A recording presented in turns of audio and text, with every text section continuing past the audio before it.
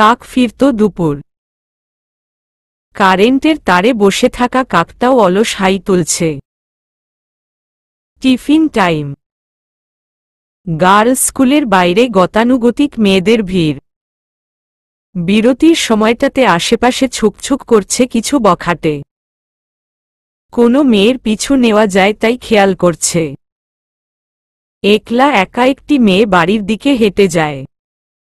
ধাওয়া করে বখাটেগুলো। রাস্তা ফাঁকা পাওয়ার দরুন উত্তক্ত করতে থাকে সে মেয়েটিকে। অসহায় মেয়েটি দ্রুত পা চালাতে থাকে। যতই দ্রুত হাঁটুক না কেন ওরা সেই ধরে ফেলছে। বিশেষ ভীতু মেয়েটা এবার দৌড়ানো আরম্ভ করল। পলক ফেলার আগে একটি কার এসে পড়ল সামনে। বড় জোর গাড়ি কন্ট্রোল করতে সক্ষম হল আজিম। আরেকটু হলেই পা যেত মেয়েটার। এমনই মন মেজাজ ভালো নেই, তার উপর যত জ্বালা। গাড়ির বাইরে মাথা বের করে তাকায় সাদাফ। এক রাশ বিরক্তি নিয়ে বলে, কি চোখে দেখো না? ভীতু মেয়েটা কেঁদে ফেলে। পিছনে আঙুল করে বলে, কিছু ছেলে পিছু নিয়েছে আমার খুব ভয় লাগছে। চোখমুখ পুরো দমে কঠিন হয়ে উঠল সাদাফের। হ্যাঁ, এটা কেমন ধরনের কথা দিনে দুপুরে মেয়েদের ইপটিজিং? নেমে দাঁড়ালো সাদাফ। ওকে দেখে ফিরে যেতে নেয় ছেলে তিনটে। সামনে থেকে পথ ধরে দাঁড়ায় সাদাফ। তিনটের গালে শক্ত হাতের শক্ত থাপ্পড় মারে। শেষবারের মতো ওয়ার্নিং দেয়, আর যদি কোনোদিন কোনো মেয়ের দিকে চোখ তুলে তাকাতে দেখি তাহলে কোঠরে আর চোখ থাকবে না তোদের। সব তুলে নিব। মনে থাকে যেন। ওরা ভয় পায়। কথাটা শোনার সাথে সাথে যান হাতে করে ছুটার মতো পালিয়ে যায়। মাতাল হয়ে রাতের দুটোয় এসেছে আসিফ। দরজা খুলতে দেরি হয়েছে কেন সেজন্য চুল ধরে মেরেছে তন্নিকে। তারপর আর চোখের পাতা এক করেনি তন্নি। অভিশপ্ত রাত ফুরিয়ে পূর্বাকাশে হলুদ রেখা ফুটা পর্যন্ত হাঁটুতে মুখ রেখে কেঁদেছে। ফজর পরাকালীনও খুব কেঁদেছে স্রষ্টার নিকট, কেন জীবনটা এভাবে শেষ হয়ে গেল? প্রতিটা চুলের গোড়া আলগা হয়েছিল তখন। ব্যথাবিদীর্ণ শরীরটা কোনোরকমে চলছিল। ফরমাস জারি হল ইনায়ার। মহিলা কিচেনে ডেকে গেলেন তন্নিকে। জোরো জোরো শরীরটাকে টেনে টুনে কিচেনে উপস্থিত হয় তন্নি। যতটুকু সম্ভব করে রান্না। সবাই খেতে চলে যায় সে সময় ঈশা হাঁক দেয় কাপড়গুলো তাড়াতাড়ি ধুয়ে মেলতে। মাথা নাড়িয়ে গোসলখানায় ঢুকে তন্নি। সব কাপড়চোপড় ধুয়ে মেলে দিয়ে আসে ছাদে। সবার খাওয়া 9টার আগেই শেষ। 10:30 বাজে সকাল এতক্ষণে খেতে বসেছে মেয়েটা। খাওয়ার সময় চোখের জল ফেলাটা কত নির্মম তাই না? চোখের অঢেল পানির জন্য গিলতেও পারছে না খাবার। কি খেয়েছে না খেয়েছে ইনায়ার আবারও হাঁকডাক শুরু হয় দুপুরের আয়োজন করতে। না হলে রাততে দেরি হয়ে যাবে, তার কলেজ ফিরত মেয়ের খেতে লেট হয়ে যাবে। এলোমেলো চুলগুলো আগে আছড়ে নেয় তন্নি। চিরুনিটা পর্যন্ত লাগানো যাচ্ছে না, আজ চুলে ব্যথা হচ্ছে। এত জোরে চুল টেনেছে ওই পিশাচ যে মাথার চামড়াটা উঠে যেত আর একটু হলে। শরীরটায় এত ব্যথা, হাঁটতেও বেগ পেতে হচ্ছে। ইনায়া দেখেও দেখছে না। কারো পৌষ মাস আর কারো সর্বনাশ। নাক টেনে কান্না আটকালো তন্নি। একটা নারী হয়ে নারীকে কষ্ট দিতে কি করে পারে মানুষ? তন্নিকে রান্না চাপাতে বলে মামেয়েতে মিলে সোফায় চানাচুর খেতে খেতে সিরিয়াল দেখছে ওরা। দিশা কেমন করে যেন একবার তাকায়, তারপর আবার সিরিয়ালে মনোনিবেশ করে। যদিও ওই লোকটাকে স্বামী হিসেবে মানে না তন্নি, তবু মানুষ হিসেবে একটা দায়িত্ব তো থেকে যায়। আসিফের পতিতাপল্লীতে আসা যাওয়ার ব্যাপারটা ইনাকে জানাতে চাইল তন্নি। সুন্দরমত মাথায় ঘোমটা টেনে দাঁড়ালো কাছে এসে। নতজানু হয়ে বলল, আম্মা একটু শুনবেন। কি? কাছে আসলো মহিলা। নিচু কণ্ঠে তন্নি বলল, উনি পুরো রাত নিষিদ্ধ পল্লীতে কাটিয়ে দেয়, অনেক রাত করে বাড়ি ফিরে। আপনি আব্বাকে বলে ওনাকে একটু আটকান আম্মা। বলতে দেরি হলো না, এক থাপ্পড় পড়ল তন্নির গালে। ইনায়ার হাতের চুড়ির ধারে গালে আঁচড় কেটে গেল তন্নির। কুকড়ে গেল মেয়েটা। মর্মবিদ্ধ ঝাপসা চোখে তাকাল। অদৃষ্টকে প্রশ্ন করল, কি অপরাধ ছিল তার? 2 দিন হয়নি এসেছ, এখনই আমাকে আর আমার ছেলেকে লাগাতে চাইছ? এখনই বরের নামে অপবাদ তোলা শুরু করেছ? বেয়াদব মেয়ে, চড়া গলায় বলল ইনায়া। লহমায় রুমের দিকে ছুটে গেল তন্নি। বুক ভেঙে কান্না আসছে। যন্ত্রণার তাপে ফেটে চৌচির বক্ষস্থল। কি দোষ তার? কেন কোনো অপরাধ ছাড়াই গায়ে হাত তুলে সবাই? সে তো ভালো চায় সবার, তাহলে কেন তার ভালো হয় না? সময় যখন সন্ধ্যার ঘরে ব্যাগপ্যাগ নিয়ে চৌধুরী নিকেতনে ভেসে উঠল ধোঁয়াশা। মুখে স্পষ্ট অনুতাপের ছোঁয়া। কাদো কাদো নয়নজোড়া খুঁজল সাদাফ ইয়াসির চৌধুরীকে।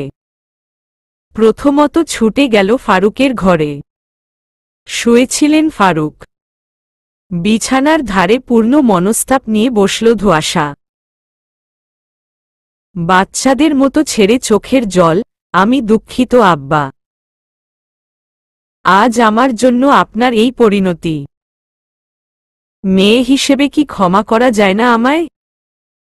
কলকলিয়ে ছুটে চলছে চোখের জল। গাল বেয়ে গড়াচ্ছে থুতনি, গলায়। জোরহাত করে তাকিয়ে আছে ফারুকের দিকে। ফারুক আকস্মিকভাবে চমকাল। খারাপ লাগল মেয়েটাকে কাঁদতে দেখে। মাথায় হাত বুলিয়ে দিয়ে বললেন, কেঁদো না মা। আমার কোনো মনকষ্ট নেই তোমার প্রতি। তুমি মেয়ে হিসেবে বাবার তরে এটুকু বলেছ যে সেটাই হাজার প্রাপ্তি। কান্নাকাটির শব্দে বাদবাকি সকলে জড়ো হল এ ঘরে। সরগরম হয়ে উঠল রুম। সকলের কাছে বিনীতভাবে ক্ষমা চায় ধোঁয়াশা। মেয়েটা আজ ভীষণ অনুতপ্ত। ও যে এতটা কোমল তা হয়তো কখনো ধারণাই আসেনি কারো। বাচ্চা মিলিটার হাতে হাত ধরেও ক্ষমা চাইল ধোঁয়াশা। নাফিজা মেয়েটার মাথা বুকের সাথে মিশিয়ে ধরলেন। মায়ের মমতায় বললেন, কেঁদো না মা। আমাদের কারো তোমার প্রতি আর কোনো কষ্ট নেই। এই নিজের ভুল বুঝতে পেরেছ, তাতেই লাখো শুক্রিয়া। ধোঁয়াশা আরও গাঢ় করল বাহুবন্ধন। এত ভালো কেন এই মানুষগুলো? এই তার জন্য এত বড় একটা ঘটনা ঘটল, তাও ক্ষমা চাইতেন, ক্ষমা করে দিল। অথচ এদের সাথেই কত খারাপ আচরণ করেছে সে। বাইরে থেকে গাড়ির শব্দ হল। এক মুহূর্ত দেরি করল না ধোঁয়াশা। 2-3 সিঁড়ি অতিক্রম করে করে নিচতলায় নেমে আসলো উড়ন্ত ভঙ্গিতে। সাদাফকে দেখে থামল। তারপর আজকে ওর থেকে চোখ ফিরিয়ে নিল সাদাফ। ডিঙিয়ে যেতে চাইল না ধোঁয়াশা। এক হাতে আটকে ধরল পথ। নতজানু হয়ে দাঁড়াল। তার কণ্ঠে আকুতি, দাঁড়ান। সাদাফ অবাক কণ্ঠে জানতে চাইল, ফিরে এলে যে? সে কোথায় যার জন্য আমাকে মেনে নিতে পারছিলে না? ও একটা প্রতারক। প্রতারণা করেছে আমার সঙ্গে। কথাটা বলে চিবুক গলবিলে নামালো ধোঁয়াশা। সাদাফ অদ্ভুত হাসল। তাহলে আমি এখন তোমার প্রয়োজন মাত্র? এখন সে নেই বলে আমার কাছে এসেছ তাই তো? দরকার নেই। আমি কারো প্রয়োজন হতে চাই না। চেয়েছিলাম তো প্রিয়জন হতে। আমার তো ভালোবাসা দরকার ছিল, কিন্তু তা তো পেলাম না এত চেষ্টা করেও। তাই শেষ মুহূর্তে মেনে নিয়েছি। ভালোবাসার মানুষ সবার ভাগ্যে থাকে না। একটানা বলে শেষ করল সাদাফ। প্রত্যেকটা উচ্চারণে লুকিয়ে ছিল প্রগাঢ় কষ্ট। আপনার সাথে আমি এতদিন যাই করেছি না কেন, আপনার প্রতি যে আমার এক অন্যরকম অনুভূতি কাজ করে তা আমি এখন বিলক্ষণ বুঝতে পারছি। জানি না এই অনুভূতির নাম কি। এটুকু জানি আপনাকে না দেখলে অস্থির হয় চোখ। তাছাড়াও ওই লোক প্রতারক। ঠকিয়েছে আমায়। আগেও বহু নারীতে জড়িয়েছে ও। প্রত্যেকবার ক্ষমা করে দিয়েছি আমি। ভেবেছিলাম ঠিক হয়ে যাবে, কিন্তু ও শোধরায়নি। এবারে আবারও এক ইংল্যান্ড নারীতে জড়িয়েছে। গতকাল রাতে ইনা রিলেশনশিপ স্ট্যাটাস দিয়ে দুজনের পিক আপলোড দিয়েছে ফেসবুকে। ও সারা জীবন এমনি করবে, আমার অনুভূতি নিয়ে খেলবে। কিন্তু এমন একটা মানুষের সাথে থাকতে চাই না আমি। মানুষ নাকি দ্বিতীয়বারও প্রেমে পড়ে যদি সঠিক কাউকে পায়। আমি এতদিন ভুল মানুষে আটকে ছিলাম। আজ আফসোস নেই, জীবনে সঠিক কাউকে পেয়ে গিয়েছি।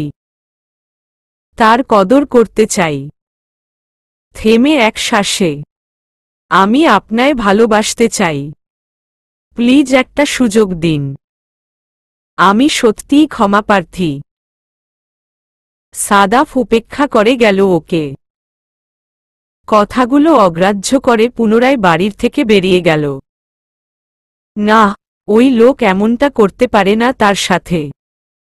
কাল ও তাকে কাছে পেতে চাইত। একদিনে কি করে পাল্টে গেল? এই অবহেলা নিতে পারছে না ধোঁয়াশা। গগন কাঁপিয়ে কান্না আসছে। যতদূর দেখা যায় সাদাফের দিকে টানা তাকিয়ে থাকল ধোঁয়াশা। চোখের পাতা ভিজে ভিজে আসছে বারবার। রাত 1:30টায় যখন ঘুমন্ত শহর হৃদয় বাড়ি ফিরে। নিকোটিনের ধোঁয়া এত বাজে হয় নাকি? কাশতে কাশতে নেতিয়ে পড়েছে ছেলেটা। হাতের সিগারেট ফেলছে না তবু। ফর্সা মুখবিবর লাল হয়ে রক্তরাঙা। মাথায় রাজ্যের চিন্তাভার। যে সে চিন্তা নয় দুশ্চিন্তা। প্রিয় প্রেয়সী আদৌ ভালো আছে তো সে নিয়ে গভীর চিন্তা। হঠাৎ সংঘর্ষ হয় শাওনের সাথে। হাতের সিগারেট মাটিতে পড়ে যায়। শাওন এ কি দেখছে? ভ্রম নয়তো? যে ছেলেটা কখনো সিগারেটের গন্ধ সহ্য করতে পারত না তার হাতে সিগারেট। আস্তে করে ওকে ঝাঁকাল শাওন। এই ভাই, তুই সিগারেট খাচ্ছিস? হৃদয়ের এক কথায় উত্তর, হ্যাঁ খাচ্ছি। যে তুই আমার সিগারেট খাওয়া পর্যন্ত সহ্য করতে পারতি না সে তুই নিজে সিগারেট খাচ্ছিস? হ্যাঁ খাচ্ছি। সিগারেট খেলে কষ্ট ভুলা যায়। সময় নিয়ে উত্তরটা দিল হৃদয়ে। না, তুই এসব খাবি না। আমি যে খারাপ তাই খাই। তুই কেন খাবি? ঝাপসা চোখে ব্যথাবিদীর্ণ হয়ে বলে হৃদয়, আমি এসব খাই ব্যাপার না, কিন্তু ও তো আমারে ভুল বুঝতেছে দা ভাই। আমি কই পাবো ওরে ক্ষমা চাওয়ার জন্য? আমার ওরে এই মুহূর্তে চাই। এই দেখ, নিঃশ্বাস নিতে কষ্ট হচ্ছে আমার। থেমে, তোর ভাইটা শেষ হয়ে যাচ্ছে দা ভাই। শাওন মাটিতে পড়ে থাকা সিগারেট পায়ে পিষে ফেলে। কঠিন ধমক দেয় ভাইকে। ঘরের ভিতর নিয়ে যায় ধরে, ব্যাস হয়েছে। আর কোনোদিন এসবে হাত লাগাবি না তুই। তোর সাথে যায় না এসব। রক্তাক্ত অবস্থায় ফ্লোরে পড়ে আছে তন্নি। ছোট্ট শরীরের পশমে পশমে বেল্টের আঘাত, যেন কোনো জড়বস্তুকে পিটানো হয়েছে। কোনো আওয়াজ নেই মুখে। রক্ত ঝরছে চামড়া ফেটে, কিন্তু সামান্য নড়ছেও না মেয়েটা। নিঃশব্দে চোখের জল ফেলছে শুধু। রক্তে সাদা টাইলস লাল বর্ণ ধারণ করে আছে। তার সামনে হাতের বেল্টটা মুঠো করে দাঁড়িয়ে আছে আসিফ তরাফদার। এই বেল্টটা আজকের অমানবিক নির্যাতনের সাক্ষী। এক হাঁটু গেড়ে তন্নির মুখ টাইলসের সঙ্গে চেপে ধরল আসিফ। নিভু নিভু চোখে সামনে থাকা ব্যক্তিটার দিকে তাকালো তন্নি। কসাই ও তো চামড়া ছিলার সময় মায়াদয়া করে, অথচ সে করছে না। ছোট্ট এই শরীর আর কত নিপীড়ন সহ্য করবে? কি বলেছিস তুই আম্মার কাছে? এত সাহস কে দিয়েছে তোকে? বলে ওর মাথা আরো জোরে চেপে ধরল আসিফ। এর থেকে বোধহয় একেবারে মেরে ফেললেই ভালো হতো। তিলে তিলে কষ্ট পেতে হতো না। জিহ্বার গোড়া ঠেলে বেরুচ্ছে না কথা। এক ফোঁটা শক্তিও অবশিষ্ট নেই শরীরে। এই কঠিন অবস্থায় ওই লম্পট কামনার চোখে চেয়ে দেখছে তাকে। ঘৃণা ঠাসাঠাসি করছে অস্থিমজ্জায়। কাঠের পুতুলের মতো আর্স্ট হয়ে পড়ে আছে তন্নি। এই মুহূর্তে মাটি ফাঁক করে ভিতরে ঢুকে পড়তে মন চাইছে তার। তাহলে যদি ওই নিকৃষ্ট চাউনি থেকে নিস্তার পাওয়া যেত। চলেন না চিটাগাং যাই। বই থেকে মাথা উঠিয়ে একবার চাইল সাদাফ, পরে আবার মনোনিবেশ করল আগের জায়গায়। এখন আর ওই লোক ফিরেও তাকায় না তার দিকে। সর্বক্ষণ দূরত্ব বজায় রেখে চলে। ধোঁয়াশা ওর পাশে এসে বসল, এইচলেন না যাই। উল্টো প্রশ্ন করল সাদাফ, চিটাগাং আমার কি যে আমি সেখানে যাব? আপনার কি মানে? শ্বশুরবাড়ি আপনার। বাঁকা হাসল সাদাফ, যেখানে বউই নাই সেখানে আবার শ্বশুরবাড়ি। বউ না থাকলে আমি কি? অবাক হওয়ার মতো বলল ধোঁয়াশা। কিছু না। স্তব্ধ হয়ে আসে ধোঁয়াশা। চোখ দুটোতে পানি টলটল করছে। মিনিট 10 পার হয়ে যায়। এখনো সাদাফ বইয়ের দিকেই তাকিয়ে। কেউ যে পাশে আছে কোনো ভ্রুক্ষেপও করছে না। পড়া শেষে পাতার পর পাতা উল্টিয়ে যাচ্ছে। ভীষণ কষ্ট হচ্ছে ধোঁয়াশার। এই মানুষটাও আজকাল অবহেলা করছে তাকে। আবেগ ধরে রাখতে না পেরে কান্না উগরে ধোঁয়াশা। চোখের পাতা কেঁপে কেঁপে উঠছে তার। সত্যি আজ স্বামীর আচরণে ভীষণ সকট সে। সাদাফ বিরক্তি নিয়ে চাইল। জলদগম্ভীর স্বরে বলল, এই ফ্যাচফ্যাচ করে কেঁদো না তো। ডিস্টার্ব করো না, যাও এখান থেকে। এই মানুষটার থেকে এরকম বিহেভ কল্পনার বাইরে ধোঁয়াশার। ভিতরকার সকল কান্নারা জোট বেঁধে বেরোল একসঙ্গে। কণ্ঠনালী কাঁপছে তার। তেতে উঠল সাদাফ।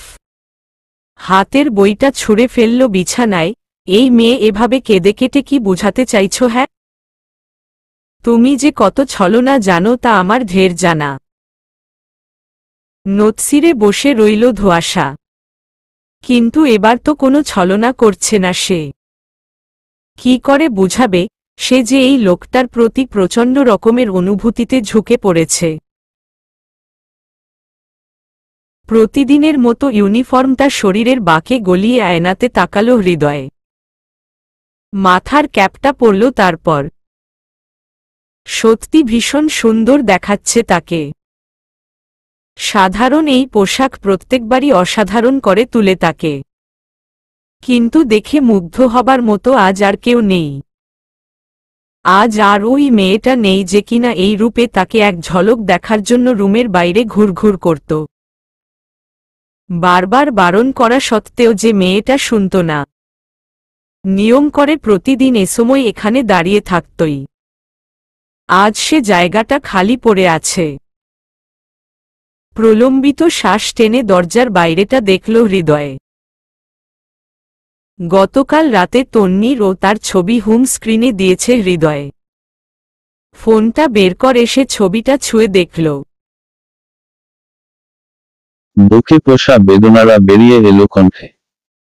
অসীম বেদনা নিয়ে আওড়াল, আর কি কখনো তোকে দেখতে পাবো না তনু? ফিরে আয় না। প্রমিস করছি সারাদিন তোর দুষ্টুমি সহ্য করব, একটুখানিও বকব না। তোরে দেখি না আজ কতদিন। প্রতিটা সেকেন্ড, প্রতিটা মিনিট, প্রতিটা ঘন্টা, প্রতিটা দিন আমার কাছে লক্ষ কোটি বছরের মতো লাগছে।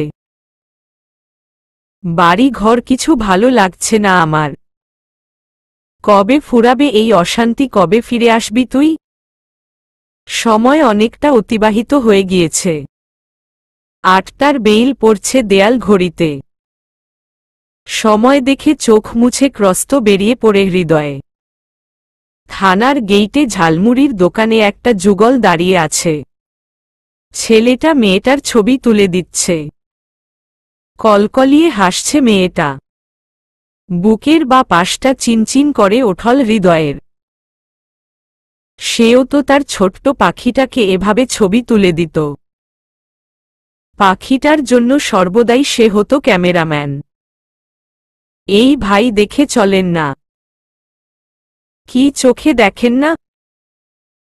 রিকশায় বসা এক স্যার যেন লোক বলল কথাটা। একটা রিকশা এসে থামল পায়ের কাছে। রিকশার নিচে পড়ত হৃদয়। ভাগ্যিস রিকশা চালক আগেভাগেই থামিয়ে দিয়েছিলেন। সরি, আসলে খেয়াল করিনি। চালকের পিঠ পুছে বলল হৃদয়। সন্ধ্যার পর থেকেই ওই লোক ফোনে বিজি। কখনো দেওয়ালে হেলান দিয়ে, কোলবালিশ জড়িয়ে, বেকনিতে দাঁড়িয়ে, আধশোয়া হয়ে, বসে নানান স্টাইলে ফোনে বকবক করেই যাচ্ছে। মাঝে মাঝে হাসছেও। সাদাফের জন্য এই প্রথমবার চা নিয়ে আসল ধোঁয়াশা। বলার পরও চা কাপের দিকে ফিরে তাকাল না সাদাফ। ওদিকে চা মশাই ঠান্ডা হয়ে কাত। গা পিত্তি জ্বলে যাচ্ছে ধোঁয়াশার। তার স্বামী তাকে ছেড়ে বন্ধুবান্ধবের সঙ্গে গ্রুপ কলে ব্যস্ত, ভাবতেই কাটা গায়ে নুনের ছিটা দিচ্ছে কেউ। এত কথা কিসের যে 2 ঘন্টায়ও শেষ হল না এখনো? কোনো প্রয়োজনীয় কথা তো বলছে না, যা করছে সবই রং ঢং হাসাহাসি। যথেষ্ট হয়েছে। 2 ঘন্টা যাবৎ এসব ঢং সহ্য করা হয়েছে আর নয়। ফুলে ফেপে উঠেছে ধোঁয়াশা। রণচণ্ডী রূপে ফোন হাতিয়ে নেয় সাদাফের। কেটে দেয় কল। একদম সুইচ অফ করে দেয় ফোন। সাদাফ হতবাক, এই কি সমস্যা তোমার? ফোন বন্ধ করলে কেন? ধোঁয়াশার কাটকাট জবাব, মন চাইছে তাই। থেমে। আমার স্বামী আমাকে ফেলে থুয়ে অন্যকে প্রাধান্য দিবে, তা কি করে মেনে নেই? বেশ করেছি, ফোন কেটে দিয়েছি। সাদাফ সুচারু স্বরে জ্বলে উঠল, একদম বউগিরি দেখাবে না বলে দিলাম। আদর্শ বউ হওয়ার মতো এমন কি করেছ এই পর্যন্ত? স্বামীকে মানুষের সামনে হেয় করার চেষ্টা করা আর তার গায়ে হাত তোলা ছাড়া আর কি পারো তুমি? অতীতে যাই করেছি, এবার তো ভালো কিছু করতে চাই। নতমুখে ধোঁয়াশা বলল। সাদাফ রীতিমতো অগ্রাহ্য করল কথাটা।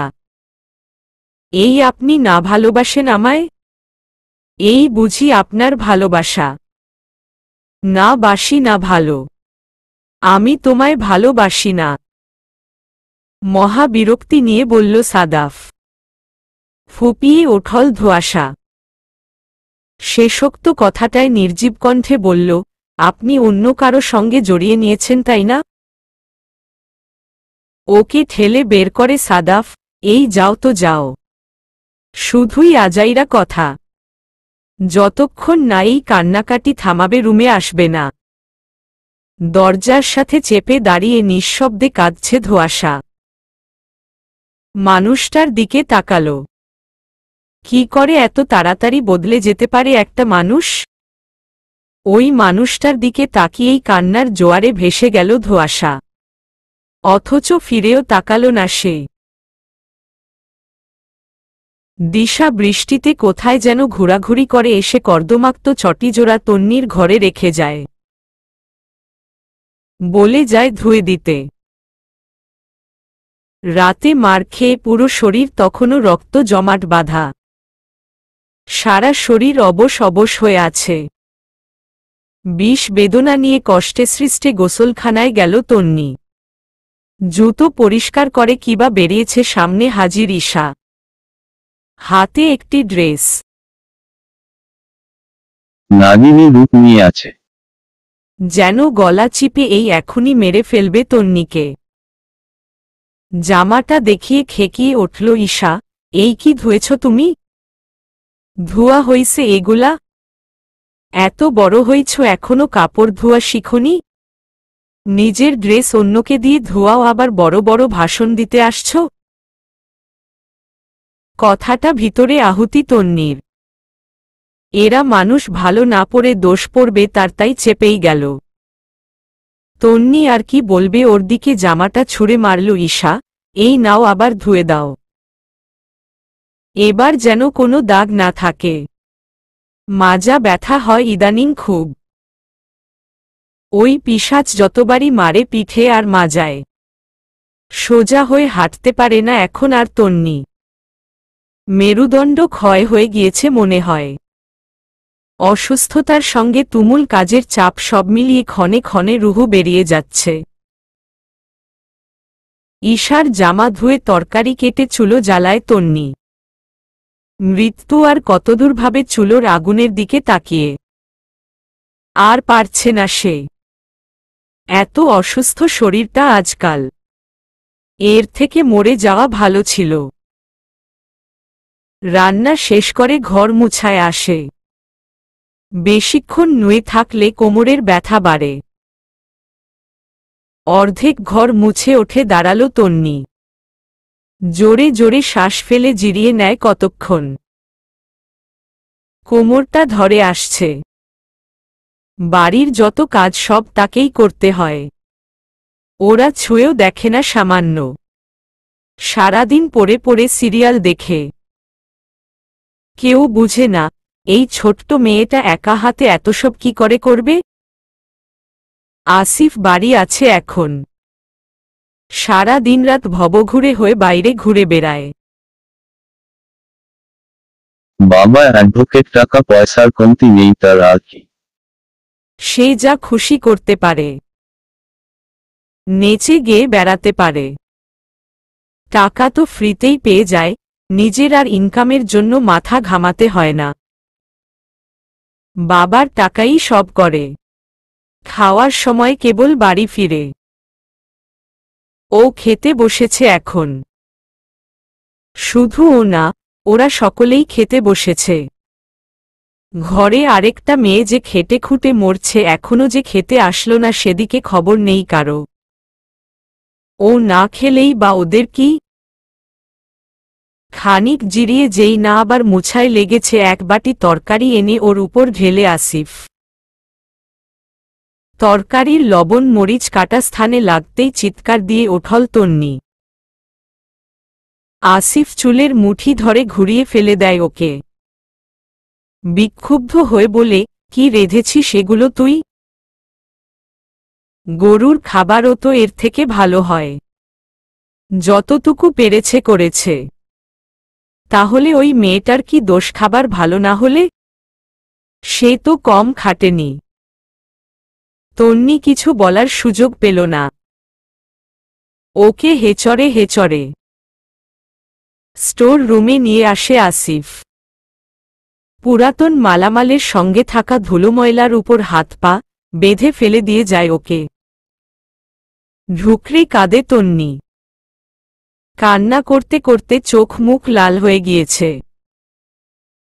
বাবা মায়ের মুখটা মনে করে ধিক্কার জানালো তন্নি, আমাকে অন্য কোথাও বিয়ে দিয়ে ভালো রাখতে চেয়েছিলে তাই না? এমন ভালোই রাখলে যে আমি আজ নিষ্ঠুর অত্যাচারের শিকার। আজ কই তোমরা? শুনতে পাচ্ছ কি চাপা হাহাকার?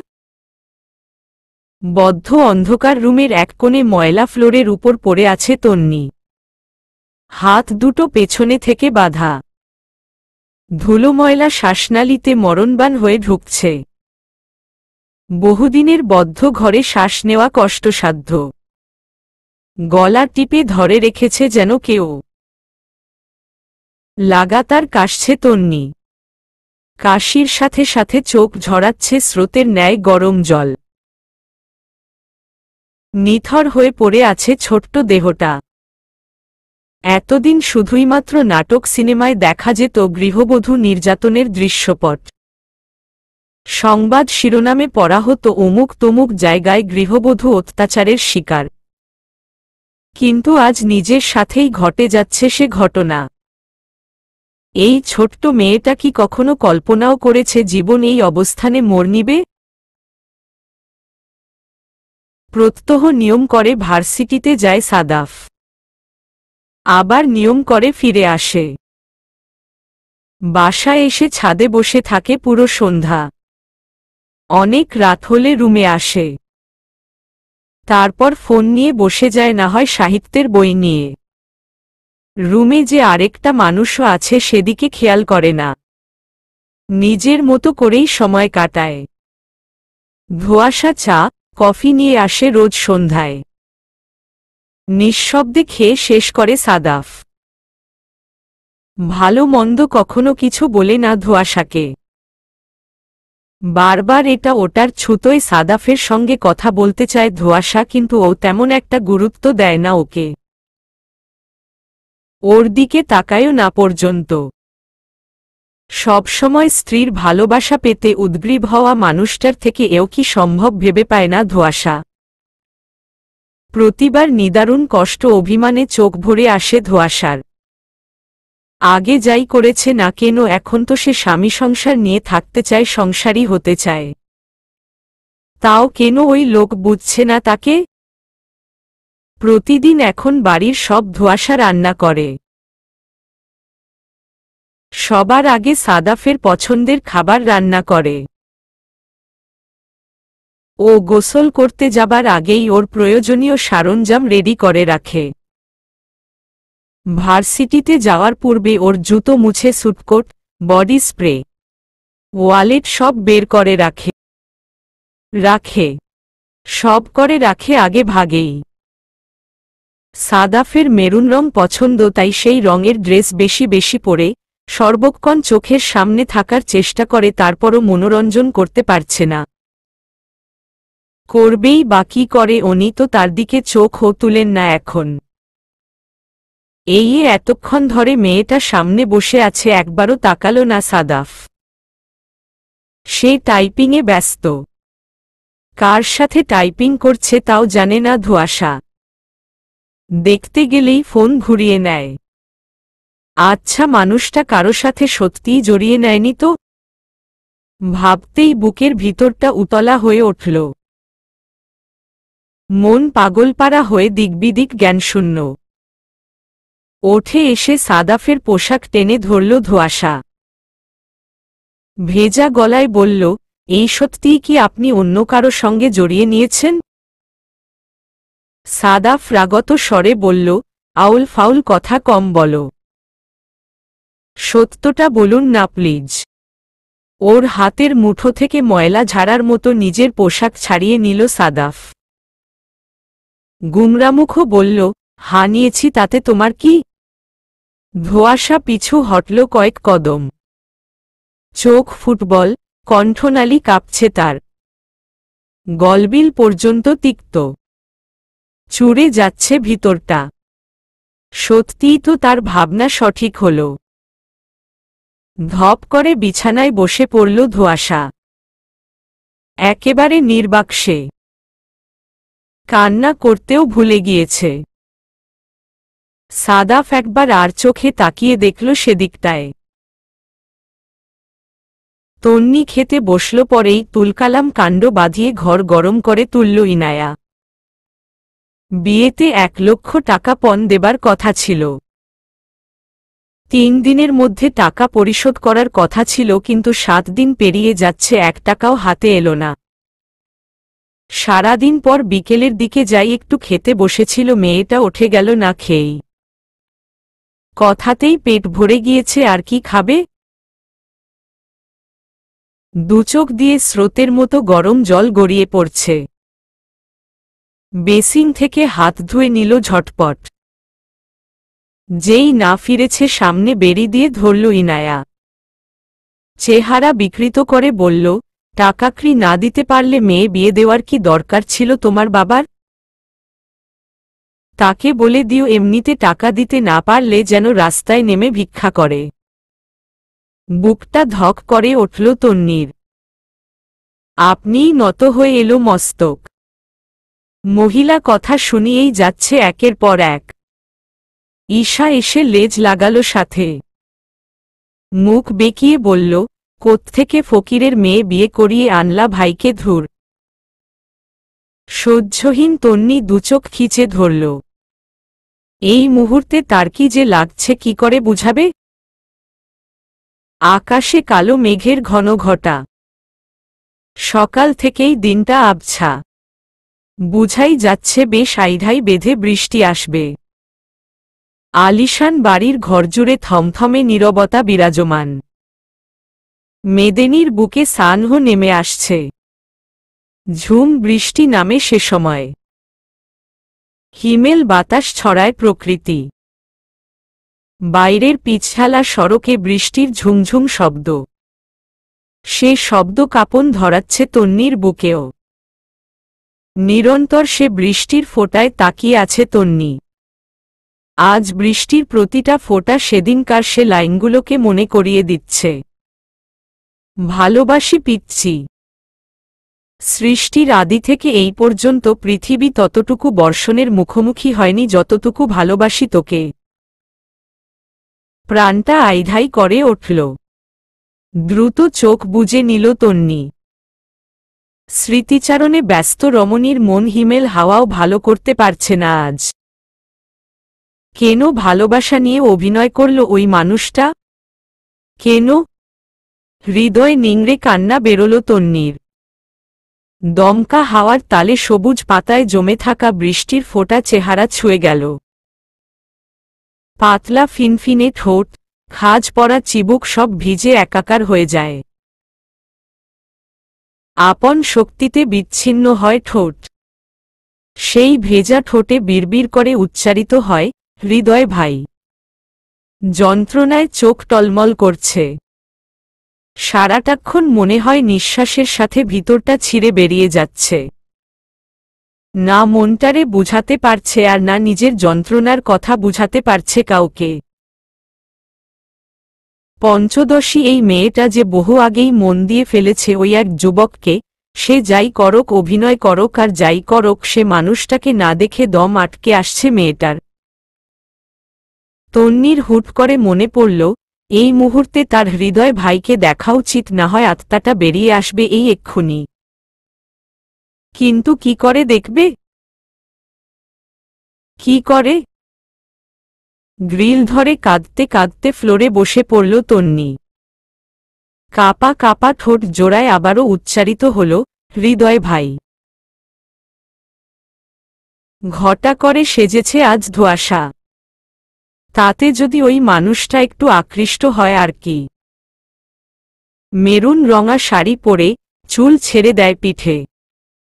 ঠোঁটে হালকা প্রসাধনী মাখায়। তার উপর দিয়ে চকচকে হবার জন্য লিপজেল ঘষে দেয়। হাতে 2 মুঠো চুড়ি ঢুকিয়ে নেয়। কড়া পারফিউম মাখায় গায়ে। পুরো শরীরে চুনিপান্না জ্বলছে। সাক্ষাৎ পরী লাগছে। আজ চোখ ফিরানোর সাধ্য কারো নেই। নিজের উপরই নিজে ফিদা সে।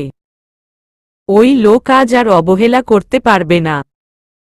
ফোন স্ক্রুল করতে করতে ভিতরে ঢুকে সাদাফ। না দেখে আচমকা ধাক্কা খায় ধোঁয়াশার সঙ্গে। একবার তাকিয়ে বিরক্তি কারন্ত শব্দ উচ্চারণ করে সরে যায়। গভীর মনোযোগ দেয় ফোনে। ভুলেও আর তাকালো না ধোঁয়াশার দিকে। কিন্তু এমনটা তো হবার কথা ছিল না। ধোঁয়াশা কি ভেবেছিল আর কি হলো? আহত চোখে চাইল ধোঁয়াশা। অলিক আশায় স্বামীর দিকে তাকিয়ে থাকল ধোঁয়াশা। যদি একটু তাকায় আর মুগ্ধ হয়। না, ওকে নিরাশ করে বুকে হাত ভাঁজ করে সাইলেন্ট মোডে সোফায় শুয়ে পড়ে সাদাফ। ধোঁয়াশা আবার আহত হল। বলল, বিছানায় শুন। সাদাফ একটু অবাক হল বইকি। ফোনের দিকে চোখ রেখেই বিস্ময় খচিত কণ্ঠে বলল, আজ হলো কি হঠাৎ? যেই আমাকে বিছানার ধারে কাছেও ঘেঁষতে দিতে না, যে আমি বিছানার ধারে কাছে গেলেও তোমার শরীর পচে যেত, সে আমার সাথে আজ বেড শেয়ার করতে চাইছ? বাহ, কি মনে করে এত কিছু? আবার কোনো ছলনা পাততে চাইছো? তোমাকে নিয়ে তো আবার ভয়ের অন্ত নেই। অতীত কেন টেনে আনছেন? অতীতে যা কিছুই হতে পারে তাই বলে কি বর্তমান সুন্দর হতে পারে না? সাদাফ কিছু বলে না। একটা কল আসে হঠাৎ। কল তুলে ফোনালাপ করতে করতে বেরিয়ে যায় সাদাফ। দুই হাত আপনিই মুষ্টিবদ্ধ হয়ে আসে ধোঁয়াশার। টান মেরে খুলে গলার হার। এই মুহূর্তে সব সাজগোজ ধুয়ে নিতে ইচ্ছে হচ্ছে, পরনের শাড়ি কেটে কুচি কুচি করে দিতে ইচ্ছে হচ্ছে। এত ভাব ওই লোকের যে আজও উপেক্ষা করে গেল তাকে। সংবাদ দেখছে সাদাফ।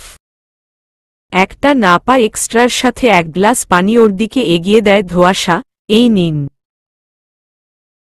প্রবল চেষ্টায় সাদাফ নিজের বিরক্তি দমন করে, কিসের জন্য ঔষধ? আপনি তখন আম্মার কাছে বলতেছিলেন মাথায় নাকি ব্যথা, তাই বলে এখন তুমি ঔষধ নিয়ে আসবে? আমি তোমার থেকে ঔষধ চাইছিলাম? এই দরদ দেখাতে এসো না তো। যাও নিজের চরকায় তেল দেও গিয়ে, যত সব। শুনে ধোঁয়াশার মুখ ম্লান হয়ে আসল। অধীরভাবে বলল, এনেছি যখন খেয়ে নিন। ব্যথা কমে যাবে তাড়াতাড়ি। সাদাফ এবার কঠিন চোখে চাইল। যাতে স্পষ্ট বুঝাল, তুমি যাবা এখান থেকে? আমার কথা ভাবতে হবে না তোমায়। দাঁড়ালো না একদণ্ড। নৈরাশ্যে হেঁটে চলে যায় ধোঁয়াশা। সে ওই মানুষটার এতটা বিরক্তির কারণ ভাবতেই কষ্ট হচ্ছে। বেশ কদিন যাবৎ একটা 25-26 বছরই মেয়ে পড়াতে আসে তোহাকে। সামনে এইচএসসি পরীক্ষা তোহার। ছাত্রী হিসেবে মোটামুটি সে। ভালো রেজাল্ট না আসুক, অন্তত চলনসই একটা রেজাল্ট আসলেই হয়। মিনিমাম 450 বা তার কাছাকাছি পেলেই হবে। তাই পরীক্ষার আগ মুহূর্তে একটু ভালো প্রস্তুতির জন্য টিউটর রাখা হয়েছে ওর জন্য। যদিও সাদাফি পড়াতে পারত, কিন্তু তোহা যা ভয় পায় ওকে, কিছু শিখতে যেয়ে উল্টো পারা পড়াও ভুলে বসবে ভয়। এই দিক খেয়াল করেই ব্যাপারটা ছেড়ে দিয়েছে সাদাফ। প্রতিদিন বিকেলে পড়াতে আসে মেয়েটা। সন্ধ্যার আজানের পূর্ব মুহূর্তে চলে যায় আবার। আজও নিয়মমাফিকই চলে যেত। নাফিজা আটকে দিয়েছিল মেয়েটাকে। কিসের পিঠা টিঠা খাইয়েছে আটকে রেখে। যাবার পথে সাদাফকে দেখে দাঁড়ালো মেয়েটা। 2-3 দিন বাদে বাদে তোহার উন্নতির কথা জানায় সাদাফকে। আজও সেজন্যই দাঁড়িয়েছে। দাঁড়িয়ে দাঁড়িয়ে কথা বলা বেমানান, সাদাফ ওকে বসতে বলে। মেয়েটা জানায়, আগের থেকেও অনেক মনোযোগী তোহা। ঠিকঠাক পড়াও দিচ্ছে। A+ না পেলেও কাছাকাছি পেয়ে যাবে। সাদাফও হেসে বলল, যাই হোক শুনে খুশি হয়েছি। মেয়েটাও হেসেই উত্তর দিল। মিলির কথা উঠল। মিলি মেয়েটা জন্মের পরাচর। বাসায় নতুন টিউটর এসেছে শুনেই অসুস্থতার ভান ধরে পড়ে আছে 1 সপ্তাহ ধরে। 1 সপ্তাহেও নাকি অসুস্থতা কাটেনি ওর। ধোঁকাবাজি করে পার করছে সময়টাকে, যদি আবার তাকেও তোহার সঙ্গে পড়তে প্রেশার দেওয়া হয় সেজন্য। পড়ার ভয় টিউটর মেয়েটার সামনেও আসে না মিলি। ও ডাকলেও আসে না। এই নিয়েই সাদাফ ও তার মাঝে খুব হাসাহাসি হচ্ছে। দুতলার চত্বরে দাঁড়িয়ে থাকা ধোঁয়াশা দেখল সব। একটু আগে তাকে তাড়িয়ে দিয়ে এখন অন্য মেয়ের সাথে ভালোই হাসাহাসি করছে ওই লোক। চোখের পাশ থেকে বড় বড় 2 ফোঁটা অশ্রু তার গালের উপর পড়ল। সিক্ত গণ্ড মুছে দৌড়ে গেল কামরায়। সাদাফ আর চোখে দেখল সে দৃশ্য। তখন মেয়েটা কামরায় ঢুকল আর বেরোল না। রাতের খাবারও খেল না মন খারাপে। একভাবে পুরোটা সময় ধরে মুখ থুবড়ে পড়ে রইল বিছানায়। বলা নেই কওয়া নেই, বাড়িটা ঘুমোতেই আচমকা রুমে এসে ধোঁয়াশাকে পাজাকোলা করে নিল সাদাফ। থ মেরে রইল ধোঁয়াশা। আরে এই লোকের হলো কি হঠাৎ? ঘরের বাইরে এসে ওকে নামিয়ে আবার কালো কাপড় দিয়ে বেঁধে 2 চোখ। হতচেতনায় বিহবল ধোঁয়াশা, আরে কি করছেন? সাদাফ কানের কাছে ফিসফিস করে বলল, যাই করছি মেরে তো আর ফেলব না, ভয় পেও না। ধীরে বাড়ির পিছনে বাগানে নিয়ে আসলো সাদাফ ধোঁয়াশাকে। চারিদিকে ঘুটঘুটে আধার। চোখের বাঁধন খুলে সাদাফ।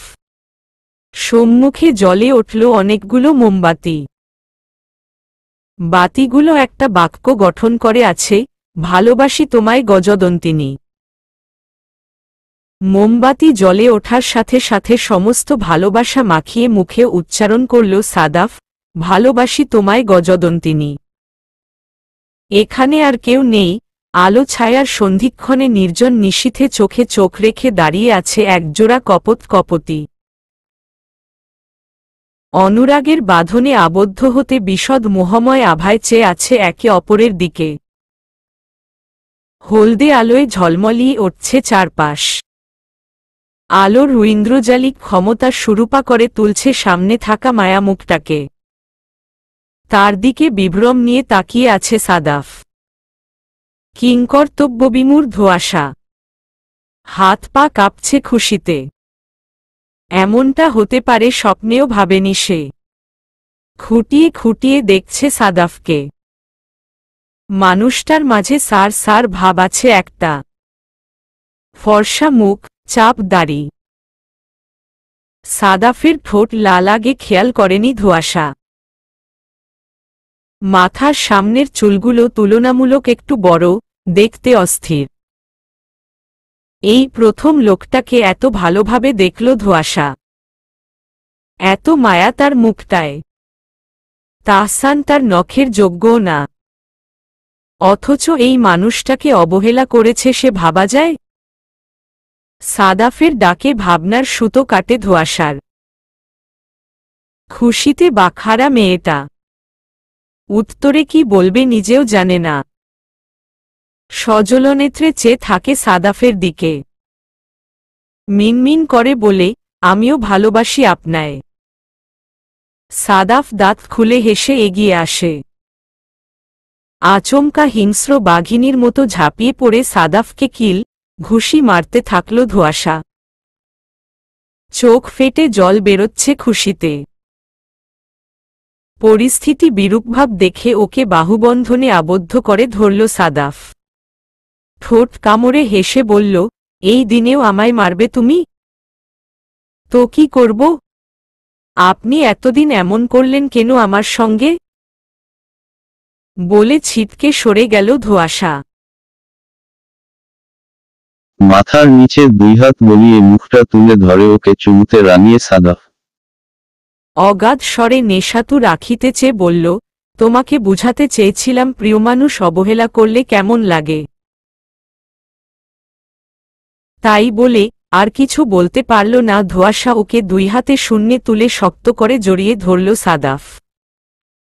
কি একটা ছুটে যাচ্ছে শরীরে। বুকে টিপটিপ আওয়াজ শুরু হল। শিহরণে চোখ বুজল ধোঁয়াশা।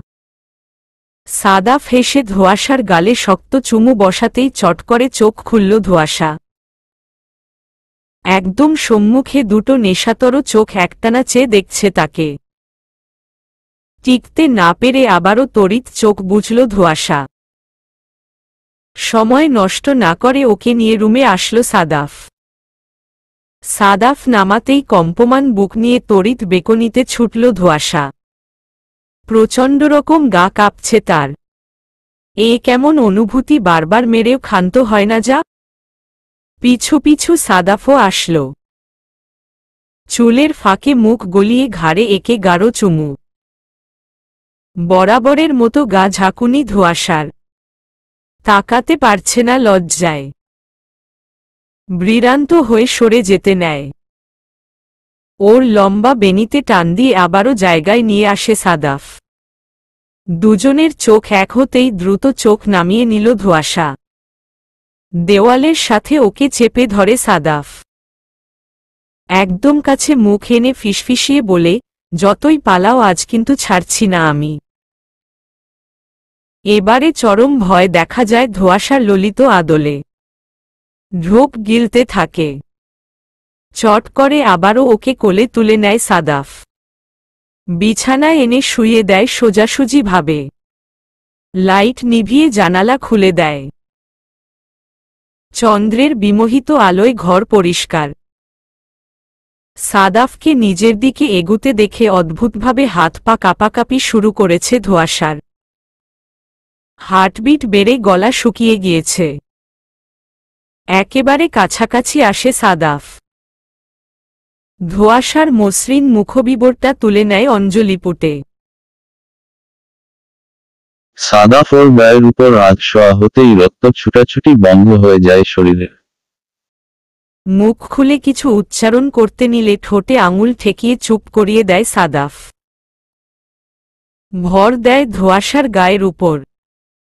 ঝুঁকে আসে ওর দিকে। কাপা কাপা হাতে সাদাফের উন্মুক্ত পিঠ আঁকড়ে ধরে ধোঁয়াশা।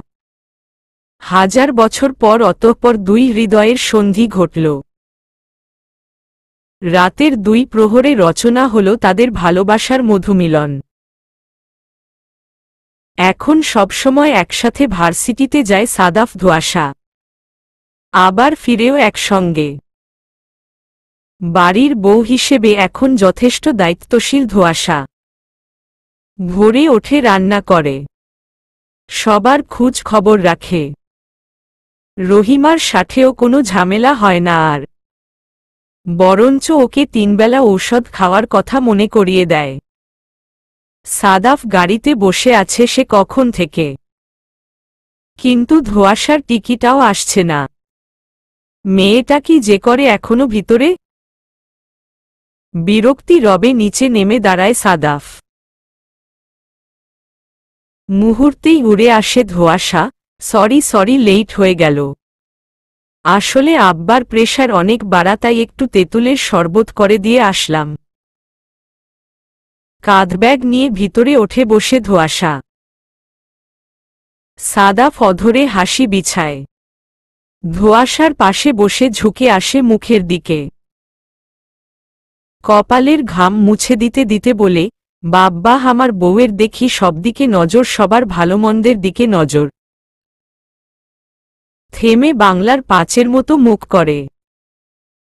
হ্যাঁ সবার দিকেই নজর রাখে, শুধু রাখে না আমার দিকেই। ধোঁয়াশা ওর মাথায় গাঁটটা মারল, আমি আপনার খেয়াল রাখি না? কই রাখো? কই না রাখি? চোখা নেত্রে চাইল ধোঁয়াশা, পরপর হাসল।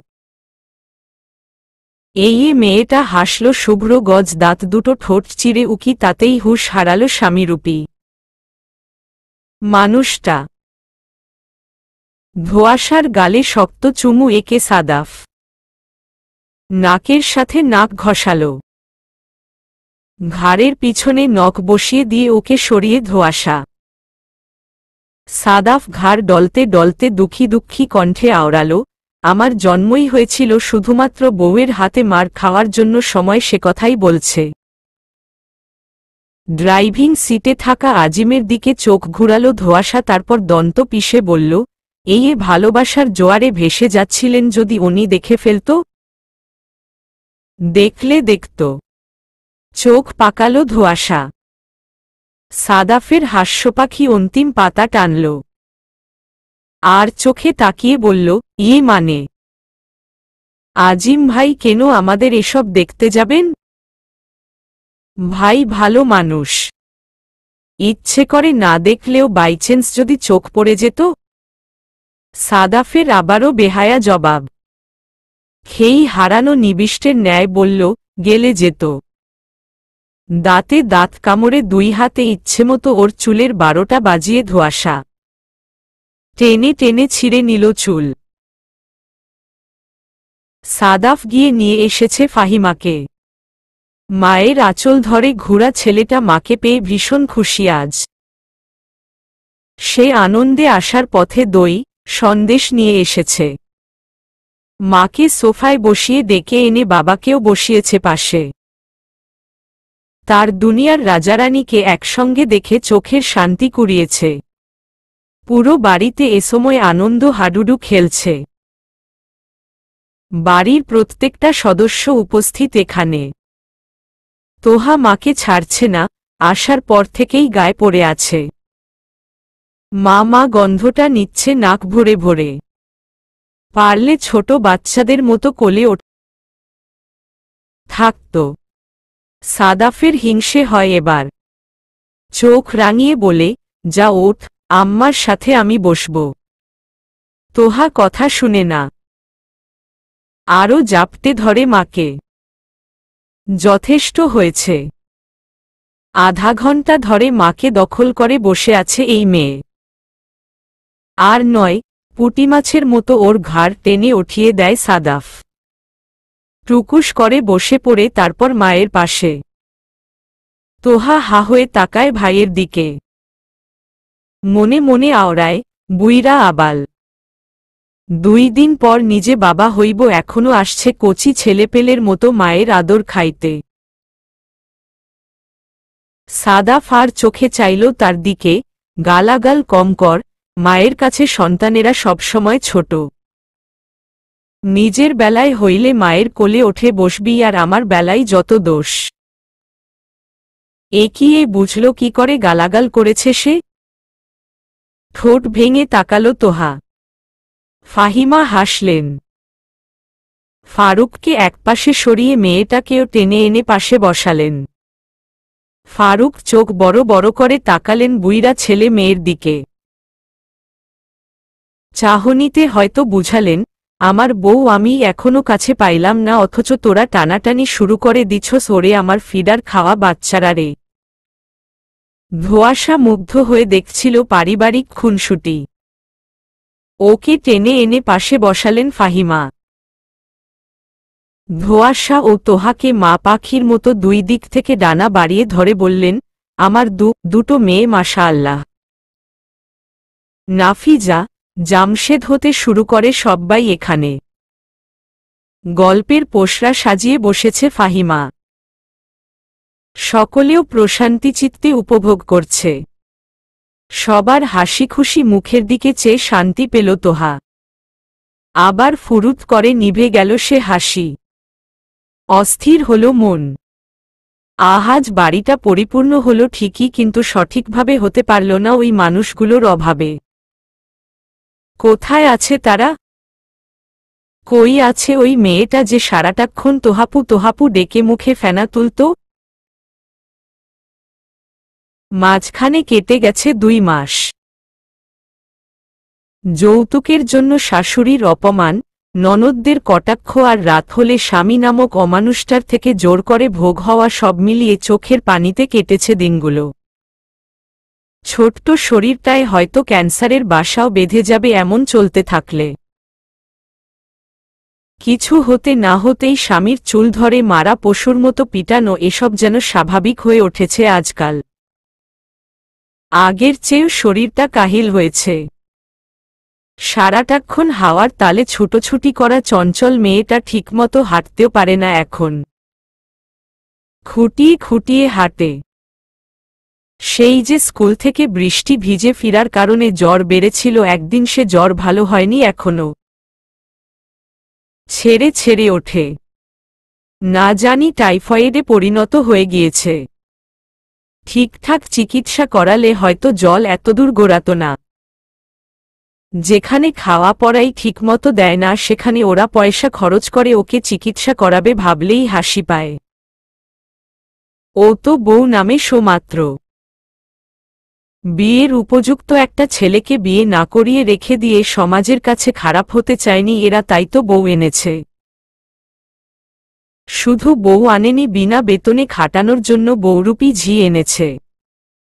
মুখে মধু অন্তরে বিষ টাইপের মানুষগুলো সমাজের কাছে সবসময় এভাবেই ভালো থেকে যায়। ইদানিং শরীরটা একটু অন্যরকম। বমিবমি লাগে সবকিছু, ইহকালেও হয়নি যেটা। একটা প্রেগন্যান্সি কিট এনে পরীক্ষা করে দেখল তন্নি। সন্দেহ খাপে খাপে মিলে গিয়েছে একেবারে। কিট হাতে বিছানায় ধোপাত করে বসে পড়ল তন্নি। এত জোরে আওয়াজ হলো তাতে যেন আসমান ভেঙে পড়েছে। মানুষ অতিরিক্ত শকট হলে যা হয় আর কি। যেখানে আজ তার খুশিতে জমে যাওয়ার ছিল সেখানে আজ চোখ ফেটে কান্না বেরোচ্ছে। শব্দ করে কেঁদে বিছানায় মুখ থুবড়ে পড়ল তন্নি। তার মাঝে বেড়ে উঠছে ওই আসিফ তরাফদারের সন্তান। না, এ হতে পারে না, এখানে তো থাকার কথা ছিল হৃদয় ভাইয়ের অংশ। না, ওমন একটা অমানুষের অংশ তার মধ্যে থাকতে পারে না। কিন্তু সত্য তো তাই। এই অতি ভারী সত্য কি করে মেনে নিবে এই মেয়েটা? এই সত্য উটের পিঠে চাপালেও হয়তো নুয়ে যেত উট।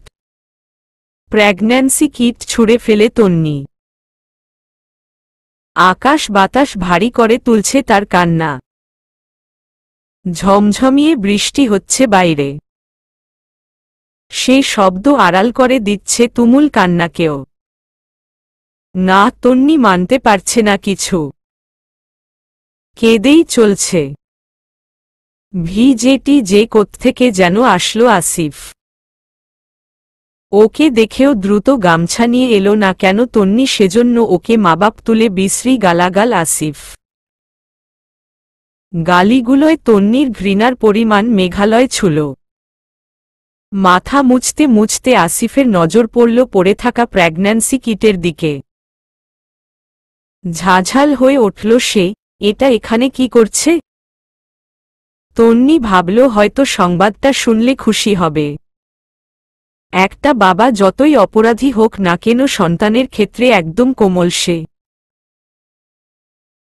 তন্নি বলল, পরীক্ষা করে দেখেছিলাম একটু। রেজাল্ট পজিটিভ আসছে। তেলে বেগুনে জ্বলে উঠল আসিফ। তন্নি কি ভেবেছিল আর হলো কি? ছুটে গিয়ে কিসের যেন একটা ঔষধ নিয়ে আসলো আসিফ। রেগেমেগে জোর করে খাইয়ে তন্নিকে। চোখের পানি ছেড়ে তন্নি। এত জোরে ওই লোক মুখ চিপে ধরেছে যে যন্ত্রণায় পা দাপাদাপি শুরু করে দেয় মেয়েটা। কাতরাতে থাকে। আস্তে আস্তে বাড়ে সে কাতরানো। পেটের ভিতর অসহ্য যন্ত্রণা শুরু হয়। যেন ভিতরে কেউ পেট্রোল জ্বালিয়ে আগুন ধরিয়ে দিয়েছে। ব্যথার চোটে হাত পা চারিদিকে ছুড়াছুড়ি করছে তন্নি। চামড়া কেটে লবণ মরিচ লাগিয়ে দিলেও হয়তো এত জ্বালা করত না। ঔষধটা খাইয়েই বাইরে থেকে দরজা লাগিয়ে চলে গিয়েছিল আসিফ। এই অবস্থায় উঠে গিয়ে দরজা ধাক্কিয়ে কারো থেকে সাহায্য চাওয়ার মতো না মেয়েটা। অস্থির যন্ত্রণায় ছিঁড়ে যাচ্ছে নিচ পেট। দমটা গলা পর্যন্ত এসে গিয়েছে, এমন করে দাপাদাপি করছে তন্নি। এত ব্যথা হচ্ছে, ব্লাডিং হয় অনেক বেশি। কি হচ্ছে তা বুঝতে অক্ষম তন্নি। জ্ঞান হারায় এক পর্যায়ে। ঔষধ নাকি বিষ ছিল ওটা কে জানে। অনাগত প্রাণটা রক্তে মাংসে গড়া শরীরেও রূপ নিতে পারল না, তার আগেই শেষ হয়ে গেল। পেটের বাচ্চাটা নষ্ট হয়ে গিয়েছে। ব্লাডিং হতে হতে বিছানায় লেগে গিয়েছে শরীরটা। ফুরবল শরীরটা নিয়ে বিছানায় পড়ে আছে তন্নি। চোখগুলো টেনে ধরে রাখতেও কষ্ট হচ্ছে। তার থেকেও বেশি কষ্ট হচ্ছে ওই কথাটা ভাবলে, একটা মানুষ ঠিক কতটা নিকৃষ্ট হলে নিজের সন্তানকেও মেরে ফেলতে পারে। কি করে পারল এমনটা করতে, তারই তো সন্তান। একটা প্রাণ কি অতি সস্তা। রাত হতে আবার আসলো আসিফ। রুমে ঢুকে সোজা এগুলো তন্নির দিকে। এই মৃতপ্রায় মেয়েটাকে দেখেও মায়া হলো না একটু। নিজের খায়েশ মেটাতে ঝাঁপিয়ে পড়ল ওর উপর। হাত পা নাড়ার শক্তিও নেই ছোট্ট শরীরটার। এবারে বাধা দিতে পারল না আর। এরকম একটা কঠিন অবস্থায়ও মেয়েটাকে ছাড় না এই পিশাচ। নিজের কামবাসনা পূর্ণ করে ওকে ছুঁড়ে ফেলে চলে গেল আবার। কাঁদতে কাঁদতে দ্বিতীয়বারের মতো জ্ঞান হারালো তন্নি। আহ, কি নির্মম সে দৃশ্যপট। পার্কের সামনে একটা ব্যাগ হাতে দাঁড়িয়ে আছে তোহা। মেজাজ খারাপ আছে। সামনে পিছনে কে এলো গেল, চূড়ান্ত অনীহা তাতে। প্রখর নেত্রে খুঁজছে নাদিমকে। ব্লু শার্ট পরা নাদিমের অবয়ব দেখা গেল 10 হাত দূরে। রাগ শুলে চড়িয়ে নিবিষ্টের ন্যায় ব্লু শার্টওয়ালার দিকে চাইল তোহা। ও কাছে আসতেই টেনে ধরল শার্ট। কণ্ঠ সোজাসুজি জানালো, খুব রাগ হচ্ছিল, ব্যাস রূপ দিয়ে রাগ মজিয়ে দিলে তো। নাদিম লজ্জা পেল বউদের মতো, সত্যি সুন্দর লাগছে আমায় আজ। বলে চুল ঠিক করা শুরু করল নাদিম। তোহা চোখা নেত্র প্রসারণ করল, হইছে ভাবের রাজা। ভাব দেখানো লাগবো না আর। আমি এমনই পাগল, আপনাতে আর কত পাগল করতে চান। বুঝছেন, পোলাপান সুন্দর লাগে বললেই যে ভাব দেখানো শুরু করে দেয় তা আমার ভালোই জানা। এবারে সব ভাবটাপ ফেলে থুয়ে বলো, দেরি কেন করলে আসতে। কোনো বেডির পিছু নিছিলা যে আসতে দেরি হয়েছে। নাদিম দুঃখী দুঃখী চেহারায় বলে, কোনো বেডির পিছু নিমু আজব। তোমার কাজই খালি সন্দেহ করা। তোহা হেসে দিল। হাতের ব্যাগ ধরিয়ে নাদিমের আঙুলে, এই নাও আচার। শাশুড়ি আম্মা বানাইছে আর তুমি আমার জন্য চুরি কইরা নিয়াসছ তাই তো। একটু বাজিয়ে দেখল নাদিম। তোহা ভেংচি কাটল, এহহ, তোমার কি আমাকে চোর মনে হয়। মোটেও চুরি করিনি আমি। আমার ভাগেরটা থেকে নিয়ে আসছি তোমার জন্য। আহাগো ভালোবাসা। ওর মাথা পুছে নাদিম। হইছে বাইল মারাইতে হইব না বাল। কি করে যেন সাদাফের নজর পড়ল এপাশে। তোহাকে একটা ছেলের সাথে দেখে গায়ে বাজ পড়ল তার। বনহিশিখার ন্যায় প্রজ্জ্বলিত হয়ে থামালো গাড়ি। নেমে এসে এক থাপ্পড় বসালো তোহার গালে। পুঁটিমাছের মতো ঘাড়টায় ধরে তুলে নিল গাড়িতে। 5 মিনিটের রাস্তা 2 মিনিটে পাড়ি দিল। মাথায় আগুন জ্বলছে তার। হাত ধরে টেনে বসার ঘরে এনে দাঁড় করালো তোহাকে। ভবন কাঁপিয়ে চিৎকার আরম্ভ করল, চিনা নেই জানা নেই কোনো ছেলের সাথে জড়িয়েছিস তুই। এতই যদি প্রেমিকের দরকার পড়ত, চেনা জানা কাউকে বেছে নিতি। তোহার হাত পা কাঁপছে। ভয় বিবর্ণ মেয়েটা গুটিসুটি পাকিয়ে ঘামছে। ভাইকে যে ভীষণ ভয় পায় মেয়েটা। এবার কি উত্তর দিবে সে? হৃদয় নেমে আসলো তার মধ্যে। কিসের এত আওয়াজ হচ্ছে কে জানে? যেই না আবার তোহাকে চড় মারবার উদ্যম নিল। সাদাফ হাত ধরে ফেলল হৃদয়ে। কঠোর স্বরে বলল, মারছিস কেন? ওরা দুজন দুজনকে ভালোবাসে। তাহলে মাঝখান থেকে তুই বাধা হয়ে কেন অভিশাপ কুরবি? এসব ভালোবাসা টাসা বাদ দে। সাদাফ বলল। কেন বাদ দিব? যখন ভাবি তোরে অবহেলা করত তখন তোর কেমন লাগতো? নিশ্চয়ই খুব খারাপ লাগতো। তাহলে এখন যে ওদের পথে বাধা হচ্ছিস ওদের কেমন লাগবে ভাব একবার। ভালোবাসার মানুষ হারাতে চায় না কেউই। এখনো রাগের রেশ কাটে সাদাফের। এখনো কণ্ঠ জুড়ে রাগের ছটা কিলবিল কিলবিল করছে। দুজন দুজনকে ভালোবাসে মানে কি? ওই ছেলে যে ওকে সত্যিই ভালোবাসে নাকি টাইমপাস করে তার গ্যারান্টি দিতে পারবি তুই? এখনকার যুগে সত্যিকারের ভালোবাসা কটা পাওয়া যায়? ভালোমত চেনা নেই জানা নেই কোথাকার কোনো ছেলের সঙ্গে জড়িয়েছে এই মেয়ে। ভ্রু কুচকালো হৃদয়। চিনা নেই জানা নেই কে বলল তোকে? ও কে জানিস? কে? নিহার ব্যারিস্টার কাকাকে চিনোস? হুম। ভদ্রলোক, অত্যন্ত ভালো মানুষ, ধার্মিকও। নাদিম ভাই ওনারই ছেলে। ভাই আমার এক batch senior. Multinational company job করেন। ছোট থেকেই দেখতাম উনি খুব ভদ্র।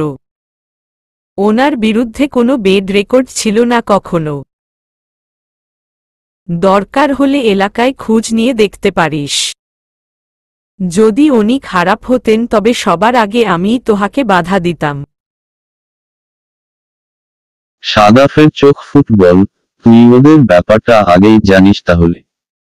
প্রথম থেকেই। ওদের সম্পর্কের যখন 2-3 মাস তখনই তোহা আমাকে জানায় ব্যাপারটা। ওদেরকে একসঙ্গে দেখে নিয়েছিলাম সেদিন আমি। পরে তোহাকে জিজ্ঞেস করাতে বলেও। এবার তো শুনলি সব। ওর থেকে ভালো আর কাউকে পাবি না তোহার জন্য। প্লিজ মেনে নে। সাদাফ হুহা কিছুই করছে না। দেখে তোহার পাশে এসে দাঁড়ায় হৃদয়ে। সাদাফের চোখে চোখ রেখে বলে, আর হ্যাঁ, তুই না মানলেও ব্যাপার না। আমি ঠিক ওদের মিলিয়ে দিব। আমি আমার ভালোবাসা হারিয়েছি আর কাউকে ভালোবাসা হারাতে দিব না। সোজা সাপটা, একরোখা জবাব হৃদয়ের। ওর চেহারায় কাঠিন্যতা। চোখমুখের দিকে তাকানো যাচ্ছে না।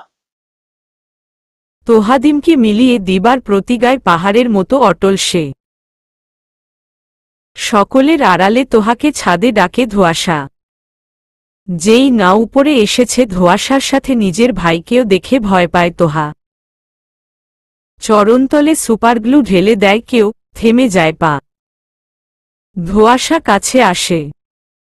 ইঙ্গিত করে, তোমার ভাইয়া তোমার সঙ্গে কথা বলতে চান। কিছুক্ষণ পূর্বের ঘটনা নিয়ে এমনই লজ্জিত তোহা, তার উপর আবার এখনকার ভয়, না জানি কিসের কথা বলবে। নতসিরে সামান্য এগোয় তোহা।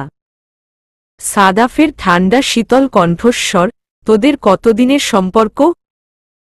আগের থেকেও আরও বেশি নত হয় তোহা। বড় ভাইয়ের সাথে এসব নিয়ে কথা বলা যেকোনো মেয়ের জন্য লজ্জাজনক। কাপা কাপা কণ্ঠে উত্তর এলো, নাইন ছেড়ে টেনে উঠি যখন তখন থেকেই। ও তোর প্রতি কেমন? এখনকার ছেলেরা কিন্তু অধিকাংশই ফ্রড হয়, বুঝে শুনে বলিস। অনেক ভালো। তোহা যথেষ্ট নার্ভাস হয়ে পড়েছে। কথা আসছে না মুখ চিরে।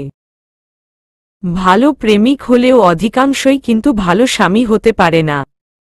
এই নিয়ে ওর ব্যাপারে তোর মতামত কি? যদিও সাদাফের ঠান্ডা মেজাজ, তাতেও তোহার ভয় কমছে না। কথা হারিয়ে গিয়েছে। স্বামী শব্দটা তাকে গলিয়ে দিচ্ছে লবণের মতো। এই জীবনে এই প্রথমবার এত লজ্জায় পড়ল, তাও আবার বড় ভাইয়ের কাছে। যে ভাইয়ের চোখে চোখ রেখেও কথা বলার সাহস করেনি কখনো, সে ভাই তাকে এসব জিজ্ঞেস করছে, ভাবা যায়? ধোঁয়াশা ধাতস্থ করল, দেখো, একজন স্ত্রী তার স্বামী সম্পর্কে সবচেয়ে ভালো বলতে পারবে। এতদিনের সম্পর্ক যেহেতু, স্ত্রী না হলেও স্ত্রীর থেকে কম কিছু নও তুমি। আমরা যতই খোঁজ নেই না কেন, ওর সম্পর্কে তুমিই সবচেয়ে ভালো তথ্য দিতে পারবে। স্বল্প আওয়াজে বলল তোহা, ও অনেক যত্নশীল। আমার মতে স্বামী হিসেবে আরও যত্নশীল হবে। তার থেকে বড় কথা হলো, ও আমায় যথেষ্ট সম্মান করে। আমি উল্টাপাল্টা বকলেও ও কখনো করেনি তেমন। সম্পর্কের ব্যাপারে যথেষ্ট শ্রদ্ধাশীল ও। কয় ভাই বোন ওরা? সাদাফ জানতে চায়। 2 ভাই, ও ছোট। সাদাফ সোজাসুজিভাবে বলল, আমরা যদি তোকে এখন বিয়ে দিতে চাই, করবে ও? তোহা ঘেমে একাকার। ওড়না দিয়ে কপাল মুছছে বারবার। এত লজ্জা অপেক্ষা করছে তার জন্য ভাবেইনি হয়তো মেয়েটা। ওর নাম্বার দে, কথা বলবো। তোহা চোখ তুলে তাকালো ভাইয়ের দিকে। দে। 11টা সংখ্যা কোনোরকম আওড়াল তোহা। জড়িয়ে প্যাচিয়ে যাচ্ছে কণ্ঠস্বর। কল দিতেই সালাম নাদিম। ওদিকে সেও ভয় একাকার হয়ে আছে, কিন্তু প্রকাশ করল না যথাসম্ভব। সাদাফ জিজ্ঞেস করল, তোহাকে বিয়ে করতে চাও? জি। এখন করবে? তোমার বাবা মায়ের আপত্তি হবে যদি এখন বিয়ে করতে চাও? দাভাইয়ের জন্য মেয়ে দেখা হচ্ছে, ওনাকে বিয়ে করিয়ে তারপর আমার কথা ভাববে। তার আগে আমায় করালে বেমামান হয়ে যায় না ভাইয়া? তাও কথা বড়টা রেখে ছোটটাকে বিয়ে করালে লোকে কি বলবে? তোহারও আবার পরীক্ষা সামনে, এ নিয়ে তোহার পরীক্ষার পরেই না হয় কথা হবে বলে নাদিমকে বুঝো দেয় সাদাফ। ততদিনে ওর ভাইয়েরও বিয়ে হয়ে যাবে। ভালোমন্দ জিজ্ঞেস করে ফোন রাখল সাদাফ। তোহা প্রচণ্ড ঘাবড়ে আছে দেখে ধোঁয়াশা ইশারায় সাদাফকে বোঝালো যেন মেয়েটাকে ছেড়ে দেয় এবার। সাদাফ ছেড়ে ওকে। জানে বেঁচে ফিরল তোহা। এক দৌড়ে কামরায় এসে লাগিয়ে ডোর। হাঁপাতে থাকল হাঁপানি রোগীর মতো। কি এক পরিস্থিতি পাড়ি দিয়ে এসেছে, উফ। ইদানিং প্রচণ্ড রকমের কাহিল হয়ে পড়েছে শরীরটা। রোগা হয়ে গিয়েছে। নানা রোগ বাসা বেঁধেছে শরীরে। ঠান্ডা কাশি, গভীর রাতে গা কাঁপানো জ্বর, কোমরের ব্যথাতে নাজেহাল দশা। সেদিনকার ঘটনার পর কদম ফেলতেও কষ্ট হয় তন্নির। ভারী হয়ে আছে নিচপেট। ব্যথাও অনুভূত হয়। না জানি ওই অমানুষ কি খাইয়েছিল তাকে। আসিফ ঘুমোচ্ছে পাশে। রাত গভীর হওয়ার সাথে সাথে জ্বরও বেড়েছে, গায়ের বেড়েছে খুক খুক কাশ। গলায় কেমন যেন একটা ঝাল ওঠে, তারপরই শুরু হয় কাশি। কাশির ধমকে কেঁপে কেঁপে উঠছে। ওঠে এসে একটু পানি দিয়ে গলাটা ভিজিয়ে নিল তন্নি। তারপর আবার শিথিল গাটা ঢেলে বিছানায়। এই কদিনে শরীরটা মুষড়ে পড়েছে প্রচণ্ড। না, কাশি কমল না। কয়েক সেকেন্ড অন্তর অন্তর কাশি হচ্ছে।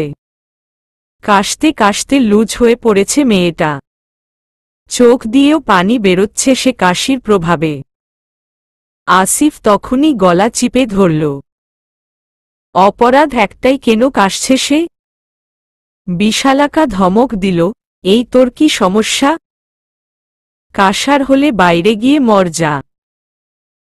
তন্নি কাশি সংযত করতে পারল না। কাশি হচ্ছেই। ওকে ঘাড় ধরে ধাক্কা মেরে রুমের বাইরে ফেলে দিয়ে আসলো আসিফ।